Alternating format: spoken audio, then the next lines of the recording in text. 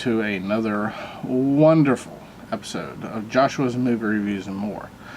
Now, unfortunately, I didn't get to post last week. I have to apologize for that. I was working 12-hour days. It's all kinds of crazy. And yes, I'm using notes again. So, to kind of make up for last week, I watched 2 movies this week. And I'm reviewing an older movie plus a TV series. And yes, before I even mention it, it is a Netflix original. Now, as always, my question to you is, what movies do you like? What's your favorite actor? Stuff like that. Me, personally, I don't have a favorite. I don't have a favorite actor or actress. I don't have a favorite movie. My favorite movie depends on either the month, the day of the week. Doesn't matter. Whatever mood I'm in, that determines my favorite movie or actor or actress. I think I went for a month straight with my favorite movie being Cabin in the Woods. It's just funny. Anyway, what I saw this week was Ken. This has Miles. Like I said, I'm horrible with the names, so please forgive me. Miles Truitt, Truitt. He plays Elijah. He is the adopted son of Jimmy, of Hale, and the adopted brother of Jimmy. He's pretty much an unknown. It's kind of weird. But he does a very good job in this. He's getting into fights at the beginning of the film, stuff like that, and he goes scavenging. Like, he basically lives in a lower class neighborhood and stuff like that. So he's going scavenging for copper in abandoned buildings, and he finds this, and finds a few dead bodies. He finds a gun of unknown origin. Is all kinds of crazy, as you can see from the trailers. You have Jack Rayner, who plays Jimmy, Elijah's older brother. He's an ex-con. He just got out. You know Jack Rayner from Transformers: Age of Extinction. That's the only thing I can really. I mean, he has a very extensive film past, but that's the only thing I've ever seen him in. Yeah, that's about it. But he plays an ex-con, and a bunch of stuff goes down. He goes running for the hills, and he takes his brother with him on a cross-country adventure and everything like that. Kind of a coming-age thing. The majority of the movie is just about the brothers and them getting closer and them running. Of course, Elijah doesn't know they're running, but they do run. And you have Zoe. She plays Miley. She's a stripper. But you know her from X-Men First Class. She plays Angel. She also played in the Divergent series. She played Mad Max Fury Road. She did do a cameo in the Fantastic Beasts and Where to Find Them as Lita Lestrange. And she does reprise her role in the upcoming film The Crimes of Grindelwald. She plays a good role too. She's in there about half the film, give or take. Does a good job. I can't tell you too much. Like I said, it's just mainly about a road trip, coming of age story. They go to a casino. They go to a strip club, obviously. It's just, he's basically, the older brother is basically BSing the younger brother, saying, oh, we're going to get, dad's, we're going to meet dad and blah, blah, blah. We're going to meet him here, everything like that.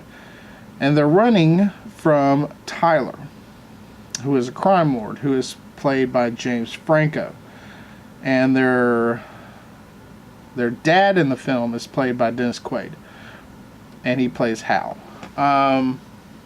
Now, if you do not know who James Franco is, or if you don't know who Dennis Quaid is, needless to say, my best advice to you is to either A, get out of the cave you've been living in, or B, the basement that you've been living in. Now, I will caution you, when you exit said cave or basement, the big bright thing that's in the sky, no, that's not a meteor. That's called the sun. It can be deadly. So probably after living so much time in a cave or basement, you're probably a little pasty. So you need to wear sunscreen. That's probably really important. Yeah. Don't run away from the sun. Don't drink don't eat yellow snow. And just try to be careful out there. You know what I'm saying? But we'll go through just a few of their movies. James Franco, Never Been Kissed, Spider-Man 1 through 3, Pineapple Express, Rise of the Planet of the Apes, Oz the Great and Powerful, This Is the End, where he actually plays himself, Sausage Party, Why Him? Question mark. Those are just to name a very few. He's been in a ridiculous amount of films. So has Dennis Quaid, but again, just to name a few. Dreamscape, Inner Space, Great Balls of Fire, Wide Earp, Frequency, The Day After Tomorrow, Flight of the Phoenix, Yours, Mine, and Ours, Pandorum, Footloose, I Can Only Imagine. Like I said, just name a few. I mean, no biggie. And this is just a drop in the bucket with these two. I mean, they've been in a substantial amount of films. But I would say the overall plot to Ken, it's very touching. You know, brothers are bonding, and eventually something comes out where one brother gets angry at the other brother, but then they patch up at the end, and everything's great. And you've seen the trailers. You see that the people who own the gun are coming after them as well, along with the crime lord. It is explained who these people are and the helmets and everything like that. And I will say, Ken has kind of a dual ending. It has the ability. Let's see. Let me try to explain better. It has an ending. It explains who the masked people are. Everything pretty much gets tied off and nice in a little bow. If it's going to be the only film, the ending's a bit lacking, but it does open up a segue to be able to make a sequel. Now, if they make a sequel, that's great. Then the ending's pretty solid. Because if they make a sequel, more stuff will happen, and hopefully they'll tie things off. So it can be a standalone film, but it'd be better as the first movie in a sequel event, or maybe a trequel, whatever you want to call it. And yes, trequel is a word. If it's not, I just invented it. Happy to me. Call Weber's. All right. Oh, sorry, Webster's. Stupid me. All right. Also, I went to go see Happytime Murders. Now, if you're like me, you'll know that, yes, some of your kids watch a few questionable things on the internet. You can't stop them all the time. When I see my kids watching questionable things, I do stop them. I say, hey, why are you watching that stuff? Whatever. I did take my kids to see Happytime Murders. Now, just know that it is, it's understood that there is a lot of bad language in this movie. Just so you understand. It's a lot of people will see the puppets and be like, "Oh, I'll take my kids to see that." Well, if you're like me with my kids have seen a hell of a lot worse. But just so you know, there's wow. Anyway, and I do know that I'm not going to go over the puppets voice actors. I'm just going to go over the human actors who play in the movie, so you know what you're getting into.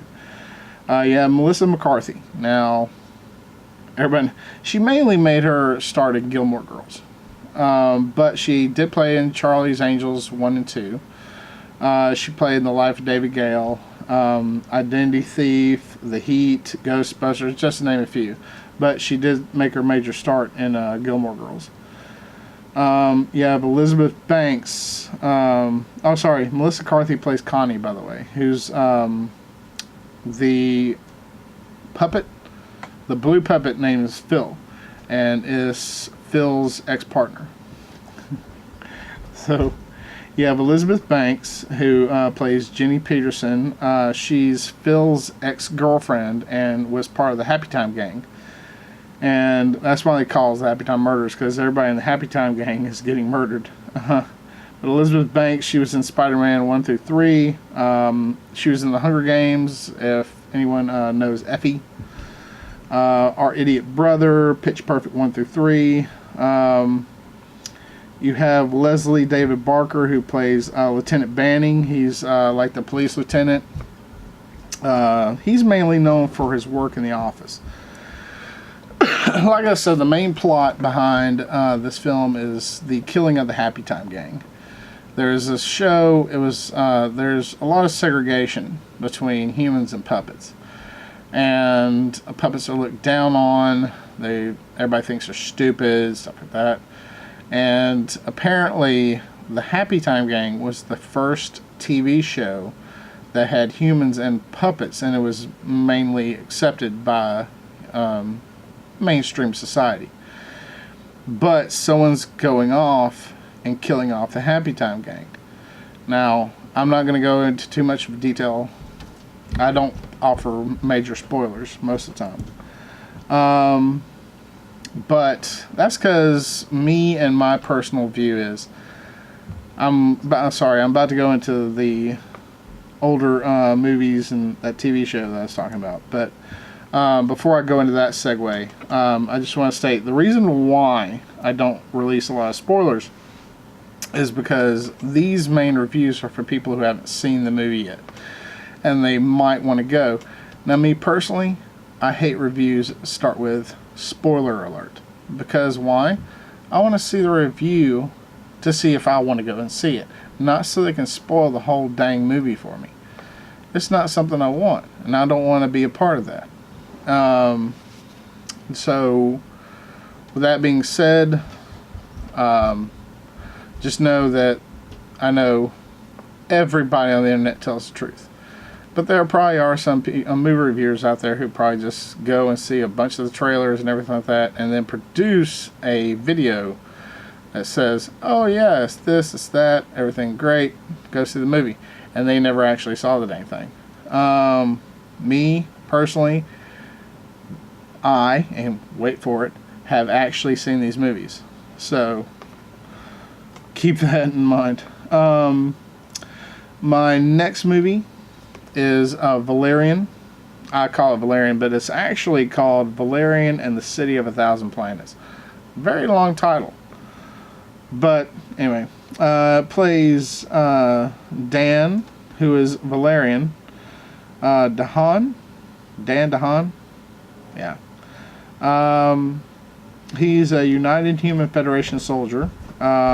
He also played, the only thing I've ever actually seen him in is the Amazing Spider-Man #2. He plays a very good role here. A lot of times he looks like he's on drugs. I don't know why, but hey. You have Kara. I'm not even gonna try to pronounce her last name, but she plays Laureline. She is Valerian's partner and love interest. She's not known for a lot of parts in movies or TV or anything, but she does have a substantial modeling career. Go figure. But I don't see why she won't be in things in the future, because she does play a very good role in this film, which surprised me after looking at her film. After looking at her filmology, it was like, okay, what's she been in, and all this kind of stuff, and didn't find much. And I was like, that was very surprising. Then you see her extensive modeling career, and it's like, okay, well, she's a model turned actress, but she does it quite well. You have Clive Owen, again, and Rihanna. Again, we talked about that, oh, here we go, and Ethan Hawke, too. Remember we talked about that cave? Yeah, if you don't know about those three. Clive Owen played in The Bourne Identity, Sin City, Inside Man, Children of Men, Shoot 'Em Up, and on. He plays Laureline and Valerian's commander. Very good, very good. Rihanna plays Bubble. She's a shape-shifting alien entertainer. Yeah. But she's mainly known for her singing career. Again, cave. Get out of the cave. Ethan Hawke plays Jolly the Pimp. I can't say that with a straight face. But he plays a very eccentric, just lovable type of guy. But again, here they go.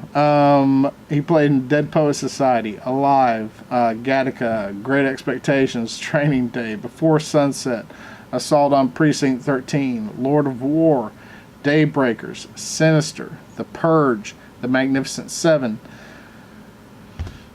I'm not going to go from there. I have a more list here, but you know what? I'm just going to cut it quick right there. If you don't know who Ethan Hawke is, Google it. Jeez, people. You get out of that cave, or at least out of the basement. Something. But the whole entire movie goes around that Valerian and Laureline, or federal agents, are, United Human Federation agents. At the beginning of the film, the first 5 minutes, you see the Americans and the Russians, they link up and they shake hands. Next thing you know, it fast forwards to 2022, where North Korea links up with this big huge space station that's now been constructed, and then a whole slew of different countries from the planet Earth are linking up all their stuff with the space station.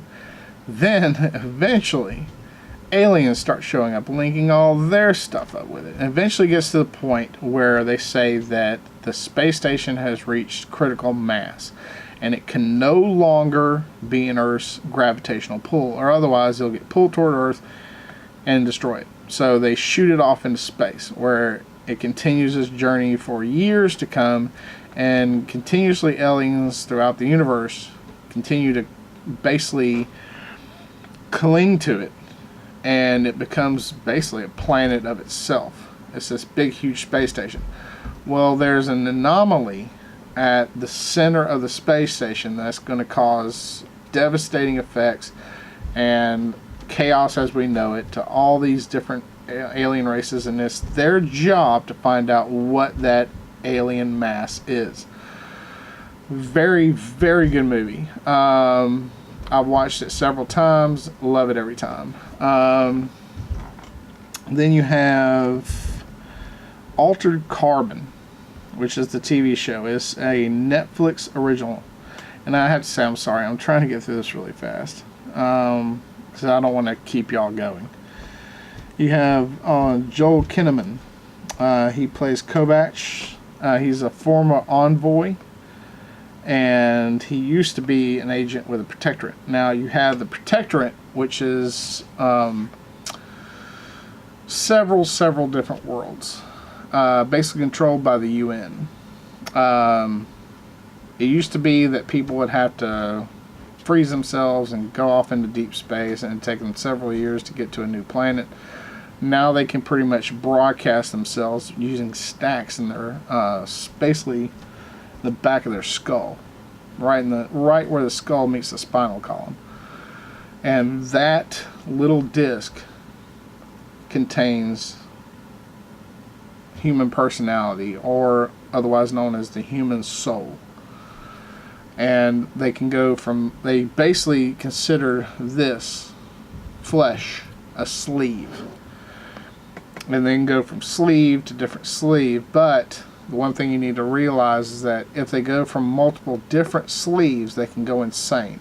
Except for people who are elitely trained to do that. Like, alright, now we're back before I so rudely interrupted.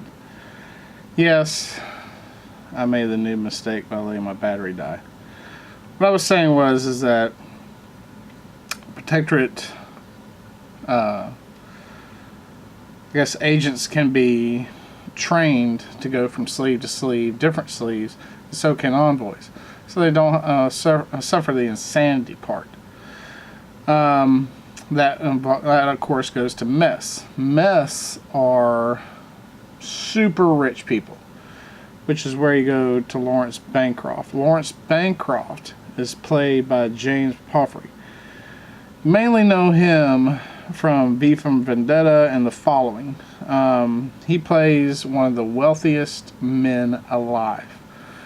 He is over 300 years old, and he continuously goes from his sleeve to the same sleeve because he has his genetically grown. So he never goes from different sleeves to different sleeves. He just goes from his same body to his same body continuously. And he has his stack updated. I guess what you call a futuristic version of Wi-Fi to a satellite. Him and his whole entire family. So they're all extremely old. They're all extremely rich. And needless to say, very, very wealthy. Also, Joel Kinnaman. You basically know him from The Girl with the Dragon Tattoo, RoboCop, Suicide Squad, The Killing, which is a TV show, and House of Cards. You got Martha. I'm not even going to try to pronounce her last name. She plays Christine Ortega. She is a cop who is, I guess, eventually becomes romantically involved with Kovacs because his sleeve was her original partner and former lover. She's not very well known in the States. She's mainly known for this. She also played a small part in Smoking Aces 2. But she's very well known in Mexico.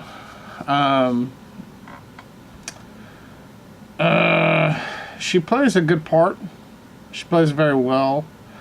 You can tell sometimes you can kind of tell she struggles a little bit, but she plays it very well, very well. You also have Chris O'Connor. He his part is very interesting.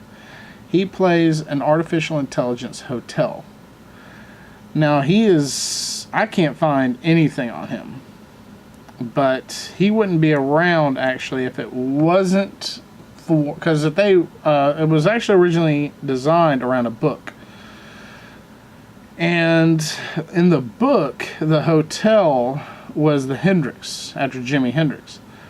But there was so much violence in the book, and there was going to be so much violence in the TV show, that the Hendrix Foundation, since Hendrix was completely against violence and everything like that, they did not endorse using his name in such a violent TV series.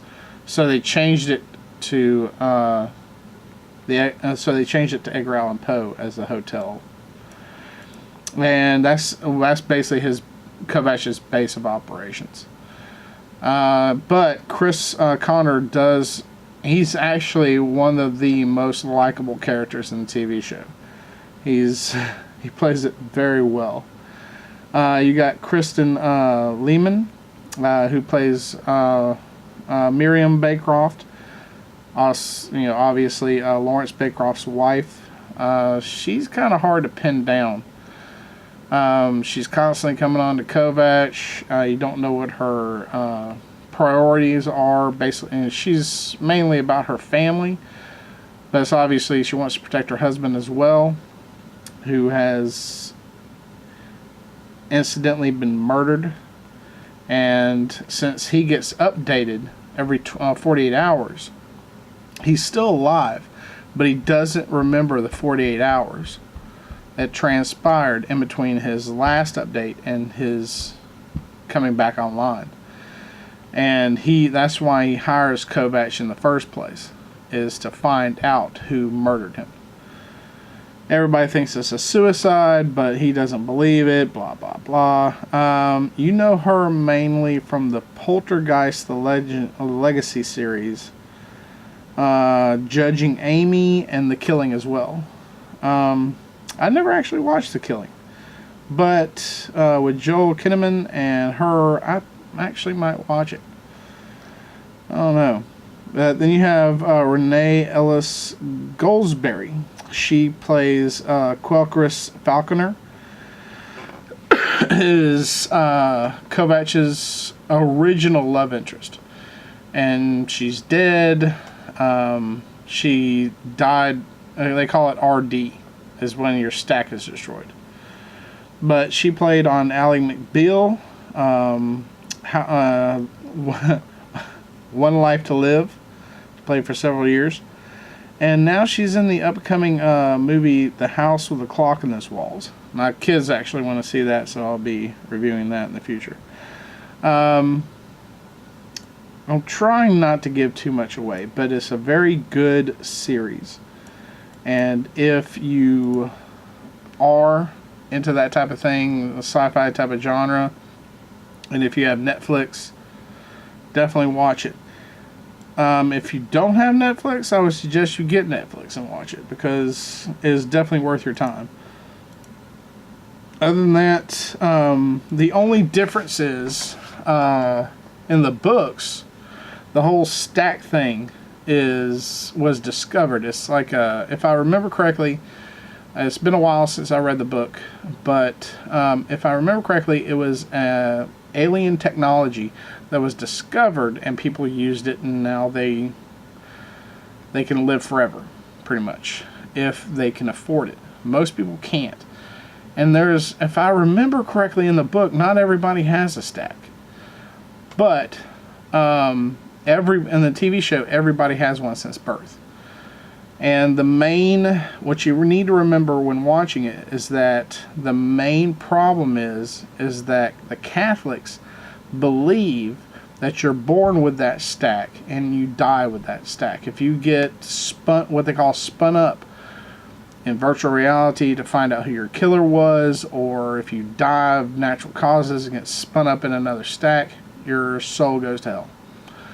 That's what they believe. Just remember that when watching it, because they do mention it several times throughout the series. But in the show, the stacks were created by humans, and it was actually created by Quelchris Falconer. So that's why she's so important, because she is the inventor of stack technology. But like I said, I think in the book it was an alien technology that they discovered on another planet. Like I said, it involves several different... They keep mentioning Harlem's World. That's where Kovacs originally comes from.